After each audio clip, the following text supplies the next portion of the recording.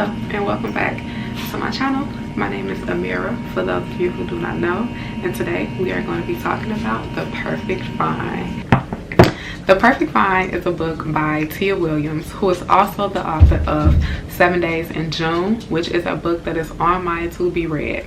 So before I read that, I wanted to read The Perfect Find first because it is coming to Netflix. It is coming to Netflix soon, and GRWM will be the star. She's going to be playing our main character. Our main character is a woman named Jenna, and Jenna is a 39-year-old woman who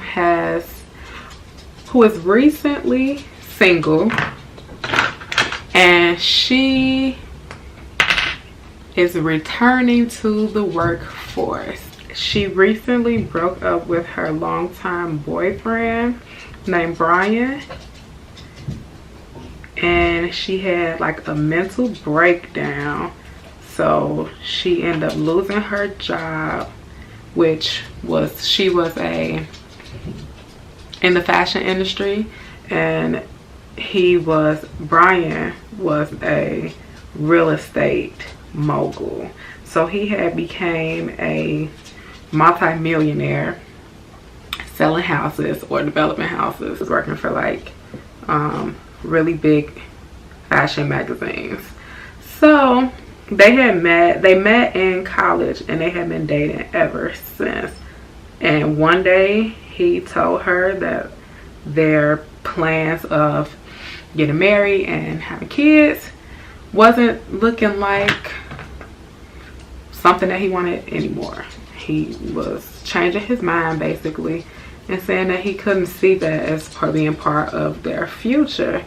So this being something so important to her that she really wanted, she broke up with him. So she broke up with him, she moved out of their house and got her an apartment.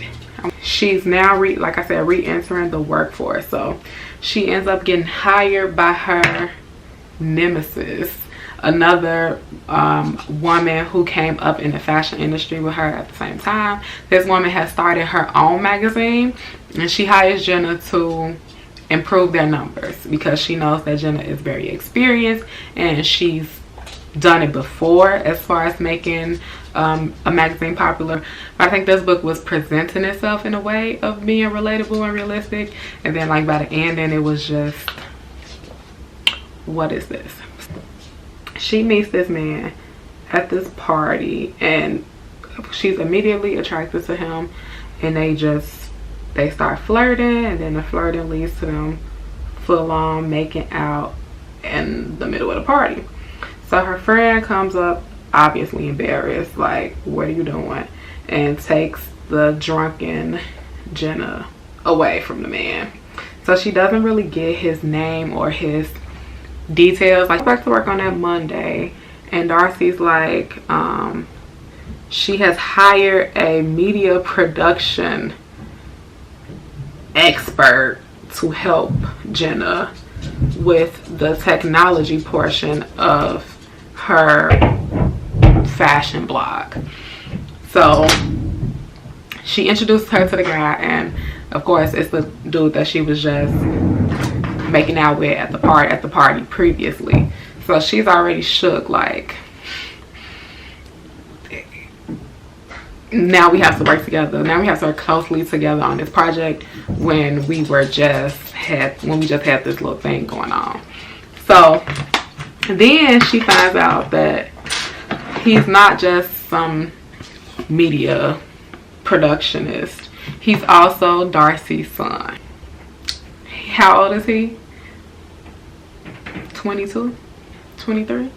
So now she's just completely embarrassed about the whole thing. Darcy leaves them alone to talk and to brainstorm about this project that they're going to be working on. She basically is like, oh, I know what happened when we first met, but it can never happen again. No kissing, no touching, none of that. And so he was just like, he's shocked too. He's like, I didn't know you was 40 years old and worked with my mama.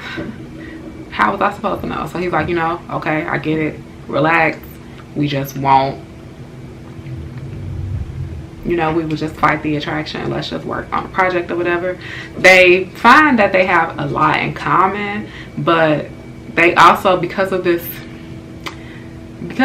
sexual tension, because they are both clearly attracted to each other, but they can't really act on their attraction because of the circumstances. Like, he's 15 years younger than her, and he's her boss's son, and they work together. All of those things stop them from being able to act on how they feel about each other. So they kind of take it out on each other as just like being mean. It's that enemies to lovers trope. I don't know. I personally, as I was reading it, didn't find it to be that believable, like I said, only because when we think about the reason why Jenna is single to begin with, she is single because she is ready to start a family. She's ready to get married. She's ready to have kids. He is a kid, so I can't see her being this interested or this invested in him or in pursuing a relationship with him.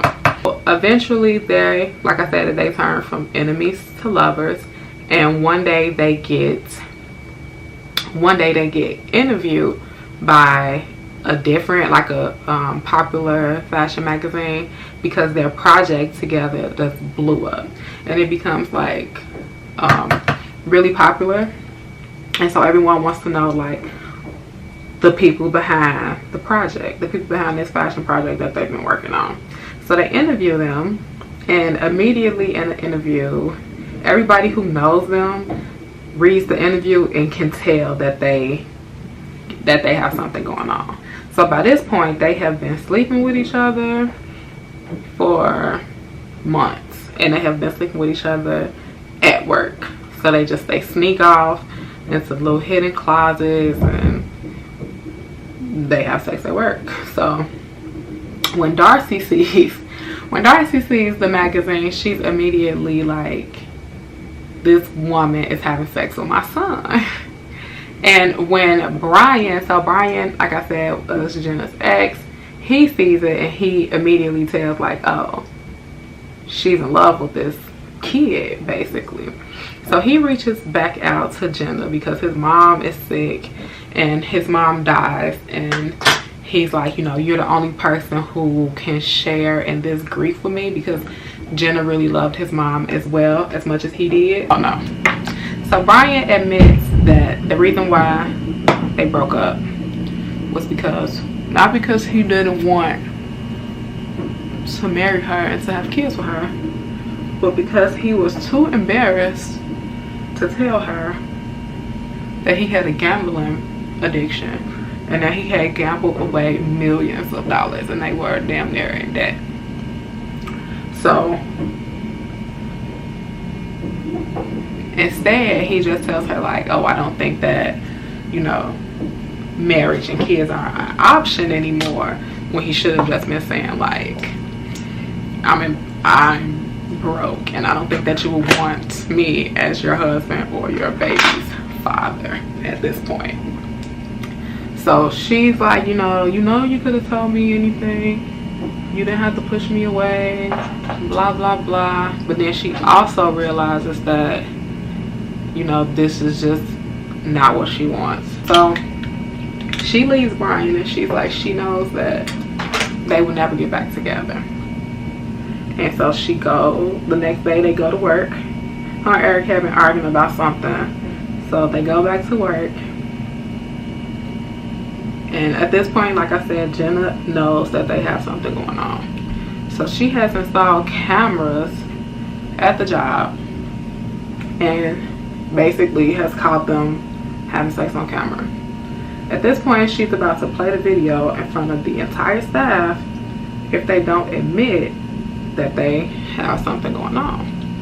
So Eric just goes off in the staff meeting and admits everything and was like, don't play the video, don't embarrass her or whatever. And he was just like, you don't have to be so mean, like you don't have to be so cruel as to play this video of her, because he didn't care about him, but he was just like, he felt bad for Jenna, like you don't have to play this video of us just to to prove to us that you know what's going on, whatever.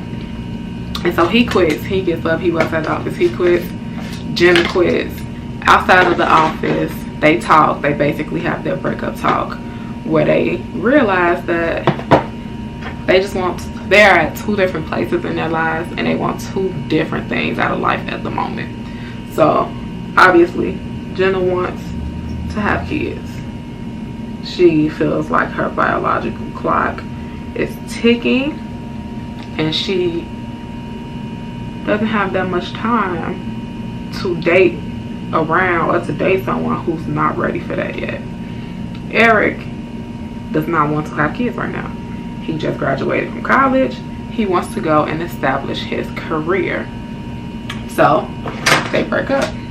Now we're getting to the end of the book. At this point, 5 years have passed since they last spoke to each other, and they're at the park. Well, yeah, Jenna's at the park. Her friend's like, oh, look, across yonder, there's Eric.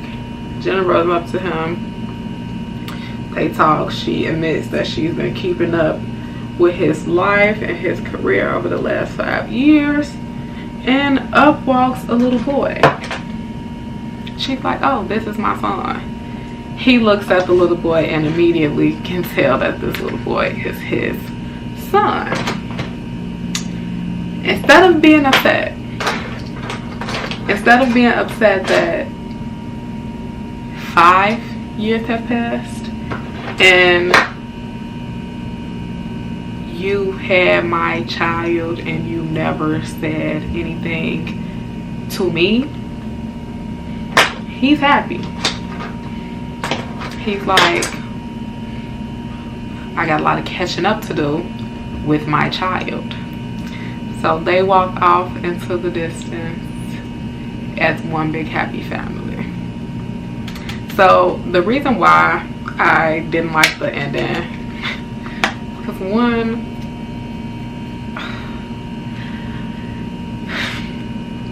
it's just unbelievable. And to write a book about such a touchy topic, right, about women not having forever, right, to have kids, whereas men can have kids well into 100, whatever. Women don't have that luxury. So for a lot of women, you do end up having to make those tough decisions. You have to decide, you know, you have to compromise basically in order to get the things that you really want. It might not be everything that you want. And so I felt like it was a little bit unrealistic that she was just able to get everything that she wanted, right, by being able to have a child like she wanted and not have to sacrifice that want. And at the end, she still got to be with this really young boy and go off and have this relationship with him, even though he wasn't ready to have kids right now. So she was able to still have kids with someone who wasn't ready to have kids right now and still keep the relationship with him and to have a, you know, a healthy, loving family and relationship with him. I think a more realistic approach for someone in that situation would have been to go back to Brian. Now, I know a lot of people wouldn't like that, wouldn't be the happy ending, but it would have been a realistic ending. Brian at that point was ready for marriage and ready for kids, and that just seemed like it would have been the sacrifice. The sacrifice would have been her having to forgive him for making the mistake of not being honest about his gambling addiction from the beginning. I'm not even gonna talk about not telling him that you were pregnant first, not telling him that you had this baby, raising this baby on your own for the last 5 years without him even knowing that he was a father. What if he would have went and started another family? What if he would have had a girlfriend? So, thank you if you've made it this far through my rambling and through my review of The Perfect Find. I hope that you subscribe. Leave a comment down below if you read the book, if you're interested in watching the Netflix adaptation of the book, or if you are going to read 7 Days in June.